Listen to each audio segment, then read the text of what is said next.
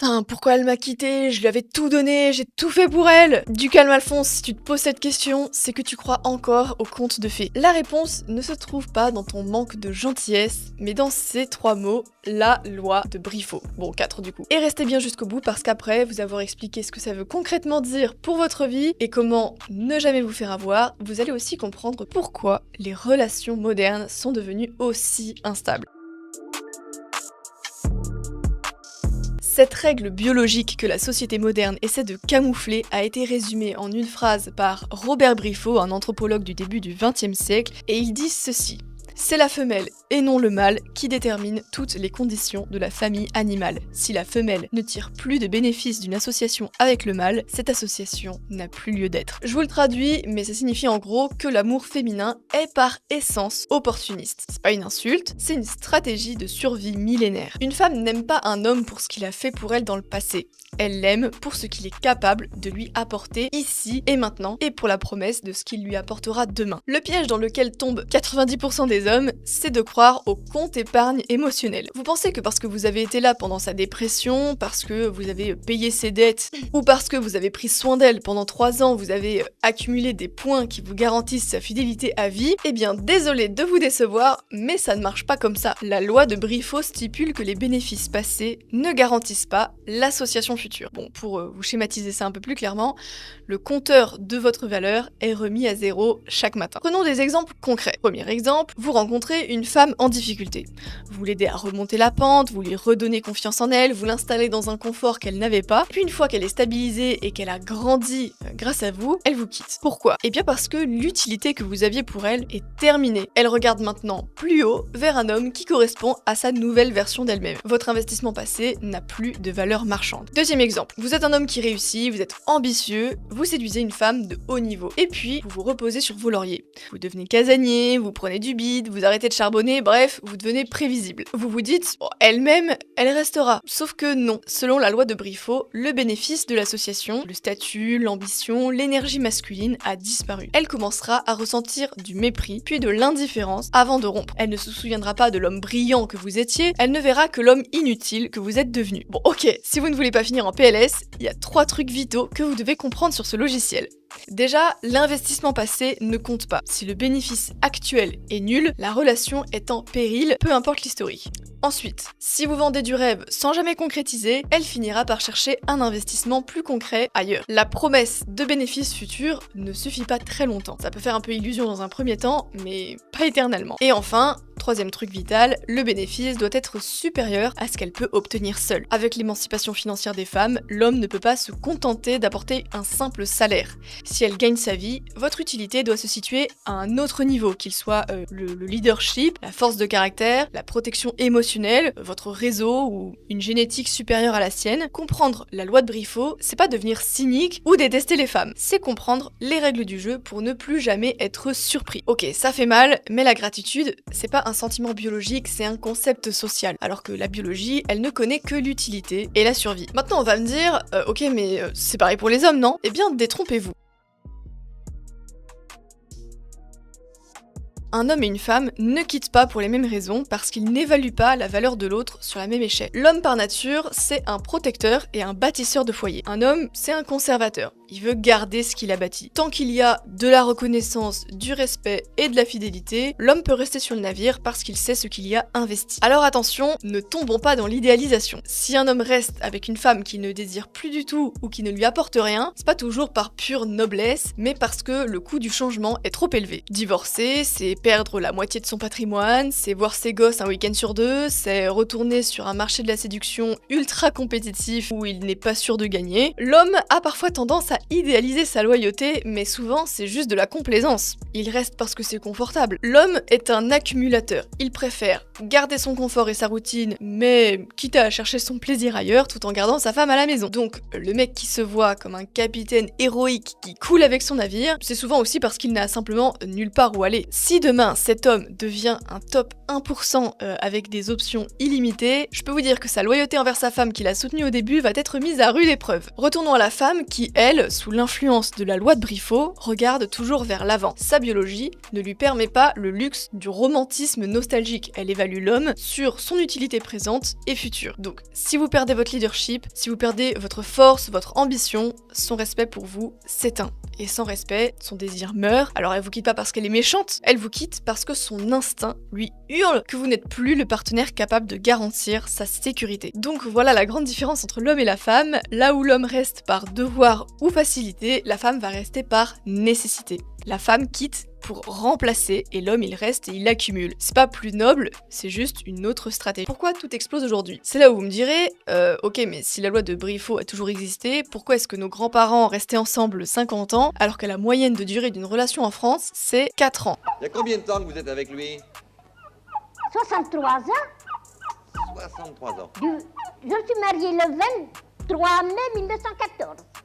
Il y a 63 ans que je suis avec lui. La réponse est simple, on a tout simplement supprimé tous les freins de sécurité. Aujourd'hui, il y a 3 facteurs qui ont transformé cette loi biologique en une machine à broyer les couples. L'hyperchoix numérique. Avant, une femme comparait son homme aux 10 mecs du village.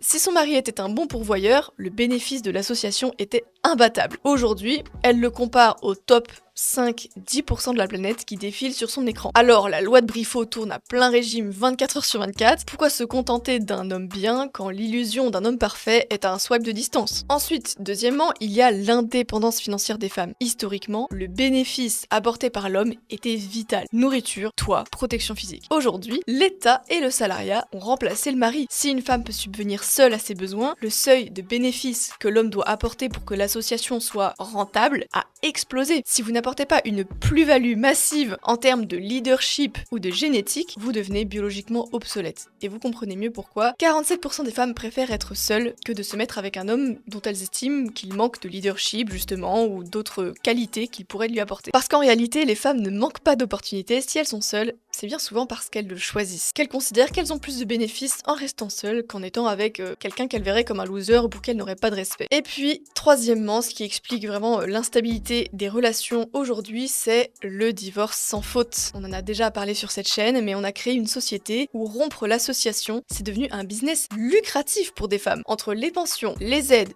et la validation sociale, le fameux « non mais tu mérites mieux ma belle », le coût de la rupture pour la femme, il est quasi nul, alors qu'il est dévastateur pour l'homme. La loi de Briffaut, elle n'est plus freinée par la peur du lendemain, elle est littéralement encouragée par le système. Alors forcément, résultat, on vit dans une consommation sentimentale permanente. On a libéré une force biologique brute sans lui donner de cadre moral ou social. C'est pour ça que les hommes sont devenus terrifiés à l'idée de s'engager et que les femmes sont éternellement insatisfaites. Combien de fois j'ai entendu des filles aujourd'hui dire « non mais de toute façon les hommes aujourd'hui veulent plus s'engager, je comprends pas ».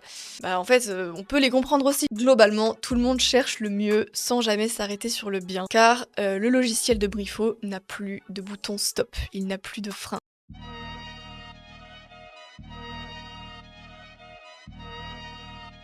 Mais cette loi n'est pas qu'un avertissement pour les hommes, c'est aussi un piège mortel pour les femmes. Mesdames qui me suivez, si vous suivez aveuglément ce logiciel biologique sans le conscientiser, vous courez à la catastrophe. Pourquoi? Parce que l'optimisation constante, elle a une limite, qui est le temps. La loi de Briffaut vous pousse certes à évaluer l'utilité de l'homme ici et maintenant, mais le problème c'est qu'à force de liquider des relations parce qu'elles ne sont plus assez rentables ou stimulantes, vous finissez par briser votre capacité d'attachement, déjà. Et puis, il y a une date d'expiration comme je le disais à cette loi, l'opportunisme, c'est une stratégie qui fonctionne tant que votre valeur sur le marché de la séduction est au top. Tant que vous avez 20 ou 25 ans, vous pouvez briser une association ou retrouver un bénéfice supérieur facilement. Le marché vous donne raison. Mais passé un certain âge, votre capacité à remplacer un homme par quelqu'un de mieux, ça diminue drastiquement. Si vous avez passé votre jeunesse à liquider des hommes parce qu'ils n'étaient pas assez, vous allez vous retrouver à 40 ans avec des exigences de PDG, mais un pouvoir de négociation de stagiaire. La loi de Briffaut se retourne alors contre vous,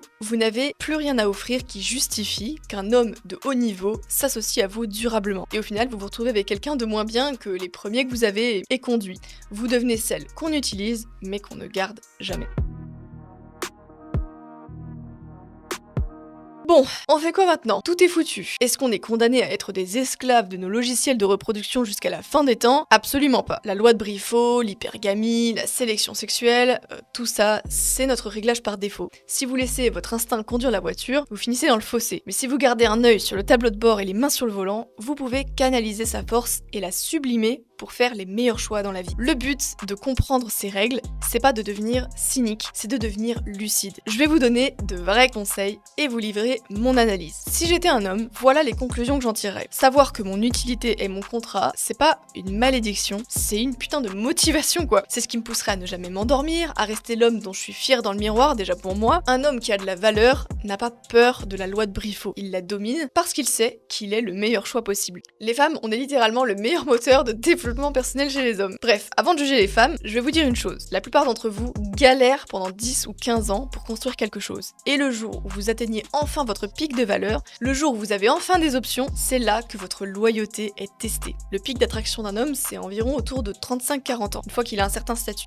C'est facile d'être fidèle quand aucune autre femme ne vous regarde. C'est beaucoup plus dur quand vous avez 40 ans, du fric, du statut, et que des petites jeunettes de 22 ans vous courent après. Et là, le piège, c'est de devenir ce que vous détestiez et critiquez sur internet. Un opportuniste qui liquide la femme qui a mangé du pain noir avec lui pour un modèle plus récent. Si vous faites ça sans une raison valable, comme un gros manque de respect ou de soutien de sa part, vous validez juste que vous êtes aussi superficiel que les femmes que vous critiquez. Un homme de valeur, c'est celui qui sait garder son cap et sa parole quand il a enfin le pouvoir de la trahir. Tout comme une femme d'ailleurs, une femme de valeur, c'est une femme qui sait qu'elle a la capacité de trahir et qui ne le fait pas. Donc si je devais avoir un mot pour les femmes, je dirais que comprendre comment on fonctionne, c'est reprendre le contrôle. C'est décider que votre foyer et votre loyauté, ça vaut plus qu'un shoot de dopamine sur Tinder. C'est choisir de bâtir une cathédrale avec un homme imparfait mais solide, plutôt que de courir après des chimères qui vous laisseront vide à 40 ans. Si vous quittez un homme bon parce qu'il traverse simplement une phase de stagnation, vous oubliez une chose, c'est que la valeur d'un homme, elle se construit sur des décennies. En cassant le couple au premier signe de faiblesse, vous perdez le bénéfice de la loyauté à long terme. Un homme de valeur que vous avez soutenu dans l'ombre sera votre plus fidèle allié au sommet. Tandis qu'un homme que vous rejoignez seulement quand il est déjà au sommet, il vous traitera comme une option remplaçable parce qu'il sait que vous n'êtes là que pour le bénéfice et pas vraiment pour lui. Donc aujourd'hui, pour réussir à tenir un couple sur la durée dans le monde compliqué que nous traversons, on ne peut plus faire sans la connaissance de la biologie, c'est littéralement impossible. À moins de suivre un schéma traditionnel et de vivre coupé du monde moderne sans cadre et sans savoir, bon chance comme on dit. Voilà pourquoi je me suis intéressée à la psychologie évolutionniste. Pourquoi j'ai décidé de partager ce que j'ai appris et d'en faire des vidéos. C'est parce que ça m'a littéralement sauvé la vie et ça m'a sauvé de choix catastrophiques que j'aurais pu faire. Le couple moderne qui réussit, c'est celui qui regarde la biologie en face et qui lui dit « je sais comment tu fonctionnes, mais je choisis de faire mieux ». C'est un homme qui refuse d'être inutile et une femme qui refuse d'être ingrate. La liberté, ce n'est pas de suivre ses pulsions, c'est de les connaître et d'avoir la discipline de les diriger vers un projet plus grand que soi. Alors ne soyez pas des statistiques, ne soyez pas des esclaves de vos instincts, apprenez les règles, maîtrisez votre nature, soyez des bâtisseurs et construisez quelque chose que la biologie ne pourra jamais détruire, un héritage.